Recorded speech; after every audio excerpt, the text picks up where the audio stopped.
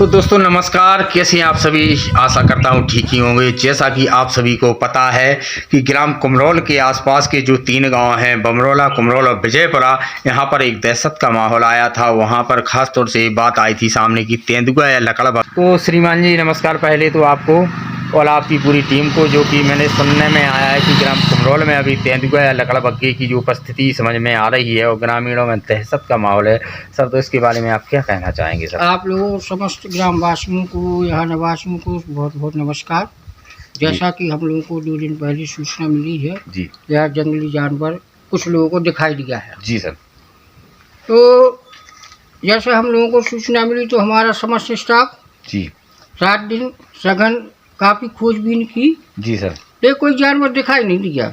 अच्छा, कुछ ग्रामीण लोगों को तो दिखाई दिया था। जी सर, जी सर। जहाँ जहाँ उन्होंने बताया तो हमारे समस्त स्टाफ ने उसकी काफ़ी खोजबीन की। जी सर। लेकिन अब ऐसा कुछ दिखाया नहीं है सर, एक सुनने में आया था कि नत्थूपाल साहब की 2 बकरियों का जो है वो वहाँ से खात्मा किया गया, उनका जो है कहना चाहिए उनको शिकार बनाया गया। तो उसके लक्षण ये हैं कि उनको पेट को एक चीरा गया, एक का गले का खून पिया गया। तो ये कौन सा जानवर हो सकता है लगभग आपके हिसाब से? अब वो तो तेंदुआ बता रहे हैं, कभी कहते हैं कि लकड़बग्गा है। जी, अब वो कन्फर्म ही नहीं कर पा रहे कि तेंदुआ है कि लकड़बग्गा है।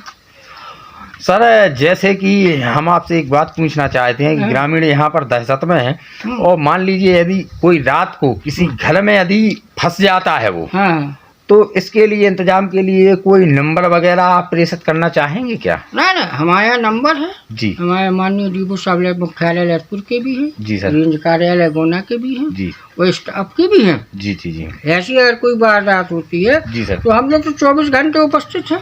सर, थोड़ा सा एक आध नंबर यदि आप कहना चाहेंगे तो थोड़ा हमारे जो साथी लोग हैं यानी पत्रकार साथी हों और चाहे वो आमजन हो, तो वैसे तो उनके पास हमारी इस गांव की जनता इतनी जागरूक है। जी सर। तो उनके पास सबके पास नंबर है। ठीक है सर। आपातकालीन नंबर है। जी सर, जी सर। हमारे दरोगा जी के भी है, हमारे रेंजर साहब के भी है। जी सर। हमारे पूरे स्टाफ है जो 8-10 आदमी 2-3 दिन से गश्त कर रही है। जी, उन सबके है नंबर। और कोई भी और काफ़ी जब वो क्या है सामने आ जाता है तो उससे दूरी बनाए रहे, सतर्कता बनाए रहे। जी सर, वही पूछ रहे हैं सावधानियाँ जो हैं वो आप और बताएं। अगर ऐसा है तो कोई बर्तन वगैरह जिससे आवाज़ होती हो, जी, उससे जो आवाज़ करे तो वो जानवर भाग जाएगा। उससे सावधानी बरते, उसके पास न जाए। जी सर, जी सर। और रात को साथ में टॉर्च वगैरह जो किसान टॉर्च होती है उसको लेके चले। और लाठी डंडों की मतलब खुद की सुरक्षा के हिसाब से, अपनी सुरक्षा के 2-3 आदमी हो जाए, 4 आदमी हो जाए। जी सर। और तुरंत प्रधान जी इस संबंध में सूचित करें। जी सर। और सीधे हमारे अधिकारियों और हम लोगों की जो टीम है उसको सूचित करें।